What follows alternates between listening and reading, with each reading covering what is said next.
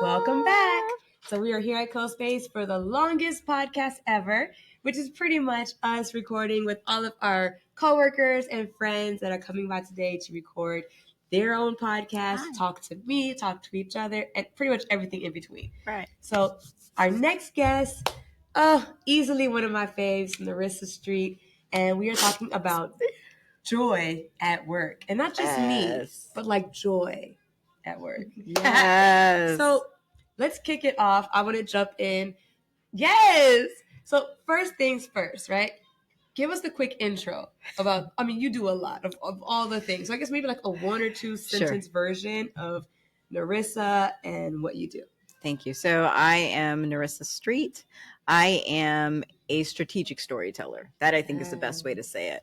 And so what that looks like is everything from pitches to plays to RFP proposals to productions to television production. Yes. And so I run the gamut from I say prayers to production. I'm also someone who's done a lot of another P, public speaking. Yes. And so all of it looks like me helping you take a possibility. Take a possibility lens over whatever is going on in your life. I think if we are telling the right stories, we have more power. Yes, and joy. Yeah. So, and so one of the reasons why I wanted to speak with Joy about joy at work is it is my belief that your joy will heal all of us. Yes. Right. I think that a lot of people are not pursuing their joy. And it goes beyond being, let me go make myself happy. It is about what it is that you have been designed for, right?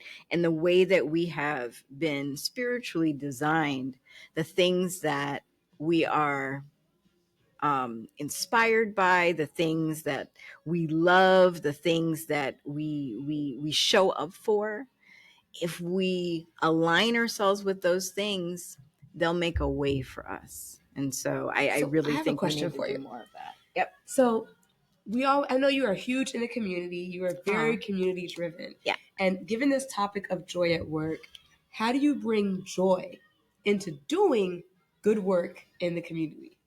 So that's a really big thing. And I'm going to be talking about that on my other podcast, but well, hold on. Tell us about the other podcast. Oh, yes. So the other podcast is Redefining Good, right? Yes. And so one of the ways that we can bring more joy to our work in the community is by first seeing the clients that we want to help, the causes that we're here for, seeing them as another way for us to build community. One of the things that I say is the problem you're obsessed with is the community you're blessed with, right? Ooh. And if you understand that this big hulking problem that keeps you up at night, that people have developed organizations around and policy around, that really it is God's excuse for us to be family and community, right? I love that. And so part of that is understanding that at the core of every problem is an opportunity to reveal strength and power. And if you are helping somebody in the community and your default is to see them as weak, and not as someone who has a problem but just doesn't understand the solution, that number one means that you are approaching this cause as a savior. And none of us need saving. Most of us need serving, right? And the difference, that's a whole mouthful. I love it. The difference between that is understanding that the person that you're serving is very much like you. Yeah. So if you have seen people approach nonprofit and you see them coming in and saying, I've got all these solutions for you and I know exactly what your problem is, you'll understand, those of us who've worked in nonprofit, we've had people who you want to help. The first time you get into nonprofit, you're all excited. You have these solutions, and I'm going to help these people. Yeah. These people, not your people, right? And the moment that you get to understand that you're there with these people because they are your people, Right. and there is an alignment there, and there is a part of them that is in you. So I want to jump in here because one thing I noticed with you, you're very intentional about the language and the words that you use. Yes. So segue into this for me. As a storyteller, why is your language important? Why is it so critical to be very intentional about what you say and how you say it? So let me be very clear. The human mind is crafted so that it makes meaning out of things that seemingly have no meaning. Okay. And the way that you define, which is why I said redefining good, the way that you define something sets up your relationship to it, right? And so if someone who I consider a friend steps on my toe, my default is that, oh, they didn't mean it. It's just a little thing. We But forgive them instantly. Oh my goodness. But if someone who is my adversary steps on my toe, well, we're ready to fight, right? And so in both instances, there was some sort of harm done. But how do we default? Do we understand that, it was just an accident? Or is our default, because of how we define the person, a way that enlarges conflict or creates conflict that isn't necessarily there?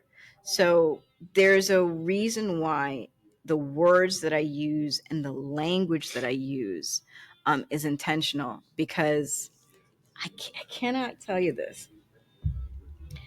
Spiritually, there are some times when you're creating a conflict that's not there. And there's so many ways that if you just sit still and sit quiet, and instead of making a judgment, make an assessment, say, let me see what's in front of me. Then you get to an understanding of yourself, how maybe you're reactive.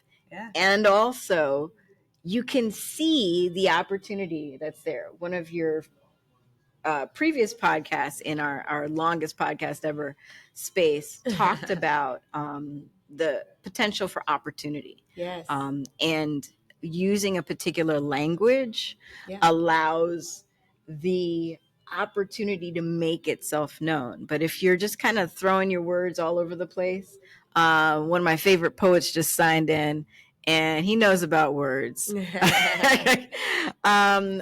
So if you're using your words in a way that isn't intentional, then look at the results that come without intention. I love that. So yeah. Well said. Thank you. So we were talking earlier about redefining good. Yes. Right? Yes. Redefining your mission and really thinking, like, how do you drive that? Right. So let's talk. I want you to talk us through that. Like, how do you do it? Thank you. And what are some words of wisdom for people who might find themselves also needing to be in that space of like redefining what things mean to them? Yeah. Hey, Darius. So redefining. Oh my goodness. So I will tell you that this comes from a mentor that I had. Has to be about 25 years ago. And she was one of my mentors as a teacher. The first thing as we stepped into this class, and it was an amazing, words are incantations. Ooh, that's spoken like a true poet. Right? So one of the things that as we walked into this class, and this was a class I had to fly up to Chicago to, and it was a big thing for me. Wow. And as she walked into the class, the first thing she did, big book, boom, on the desk in front of us, all dramatic, dictionary. And this is a spiritual class. I was, for those of you who don't know me very well, I was this close to becoming a minister. Oh wow! I did not know that. close. That makes sense. Right. It's still there. The ministry is still there. So she dropped this big dictionary in front of all of us, and she said, "How we define things sets us and our students up for how they will define themselves." Oh yeah. Oh yeah. And I have used that knowledge for all of my work, whether I'm doing storytelling, whether I'm doing public speaking. I'm always trying to define things from a place of possibility, which is part of the reason that I ended up as a grant writer. Yeah. Yeah, it's right on brand. Yeah, it's so on brand because, I mean, when people talk to me about, you know what, Nerissa, I want to start, there's a colleague of mine who wants to start a micro school.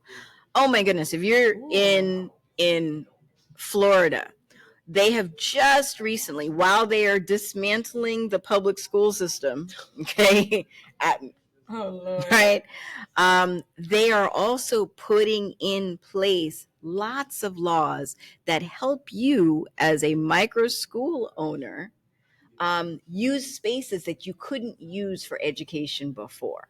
Right. Wow. So that so again, possibility. So for those people who are trying to start something that is in service to the community, you want to keep an ear out to the legislations that's coming in. So again, as someone who worked in the public school system for several years, yes, I understand there is a concern for those in the public school system, but if you are outside of the public school system and you want to serve, there are so many opportunities for you there. And I'm always have my ear to it. And as somebody who loves possibility, it is when I see like a grant for the craziest things and you're like, really?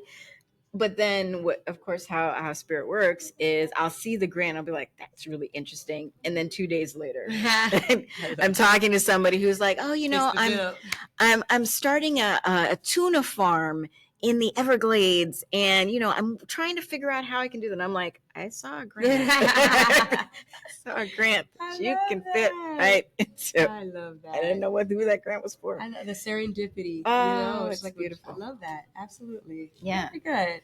So I have a question for you. Yes, I'm listening. Okay, so we're here at CoSpace, which is in Miami Gardens, and Miami Gardens is a beautiful majority Black community right here in South Florida.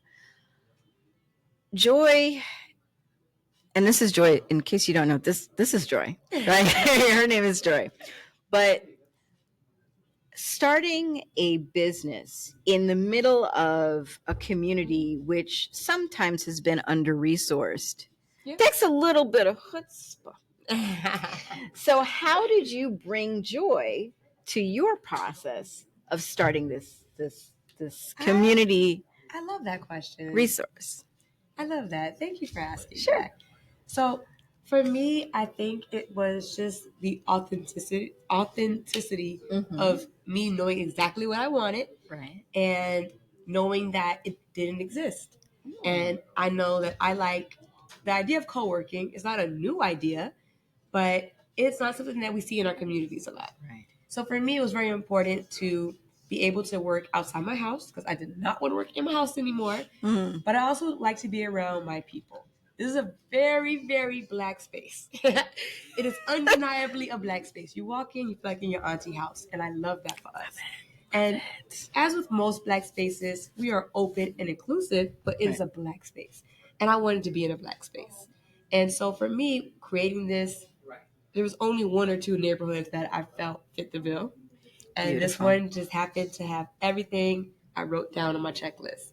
And so for me, it was a no-brainer. I got to be in Miami Gardens. And let me tell you, I have not yet regretted that decision. I've gotten so much support from the city. A lot of the council members come here to have meetings, to have events.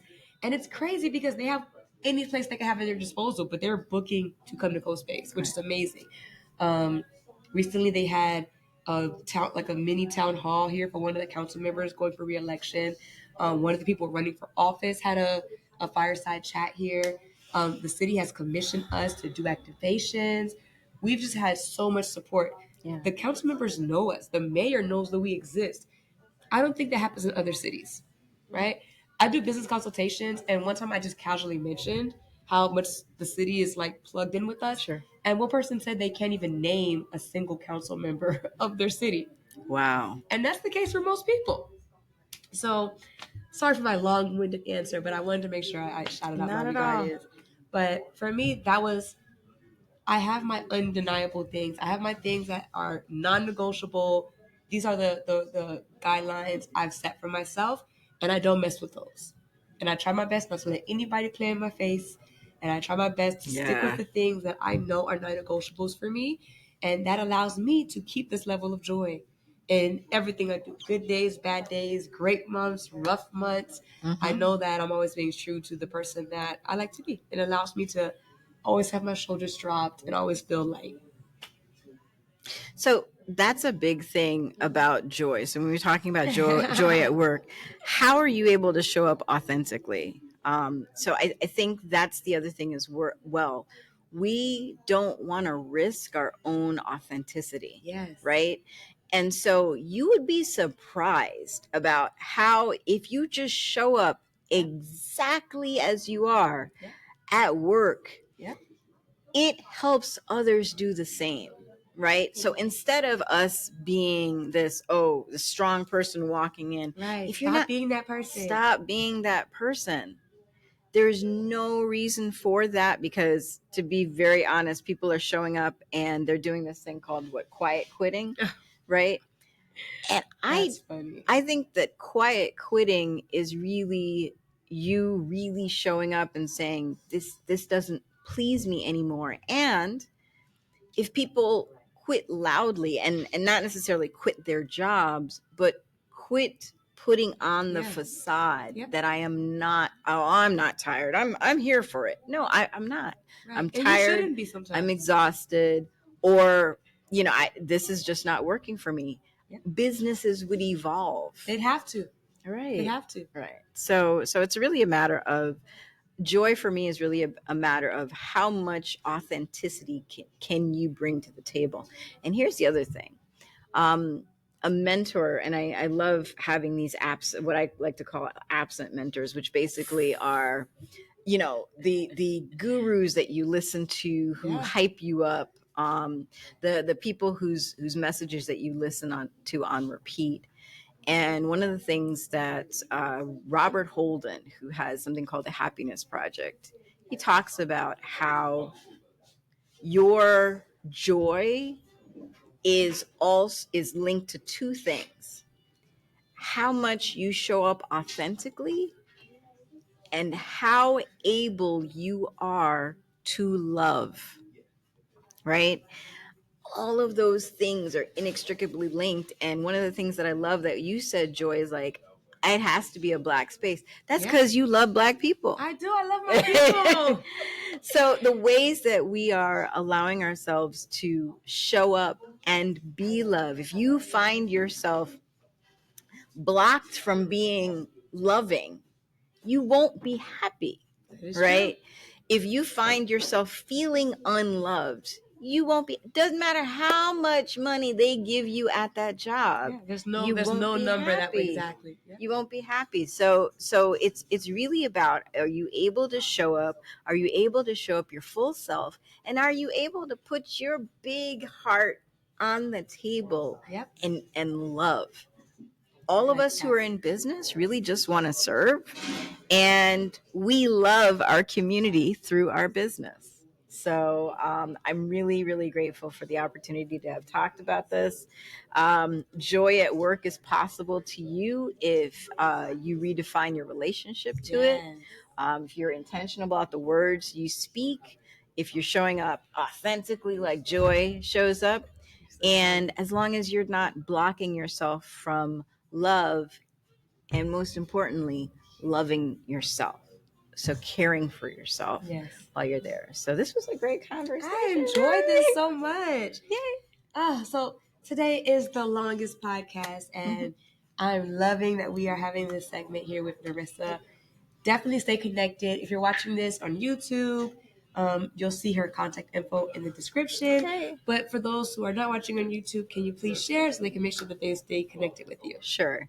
So my name is Nerissa Street. That is Nerissa Street, like Wall Street. All of that is the way to follow me. So on Facebook, I'm at Nerissa Street. On Instagram, I'm at Nerissa Street. No spaces, no dots. On LinkedIn, I'm at Nerissa Street as well. You're always Nerissa Street. I'm Nerissa Street everywhere I go. So that's the easy way to find me. If you Google me, you'll also be able to find me. If you do nerissastreet.com, you'll be able to find me as well. But please reach out if you want to talk about storytelling and storytelling in the way that'll help you clarify your message, clarify your value, connect to people, and in some cases cure some of the problems you see yourself repeating. I love that. This is great. Thank you so much for joining our longest podcast. Thank you. This was a great conversation. I hope you guys enjoyed it as well. And you guys on the live. Yay! So once again, thank you guys. Thank you, Nerissa. And stay tuned. Yay. We are going to continue our longest podcast ever with whoever else is jumping on next. Yay. Bye, guys. Bye.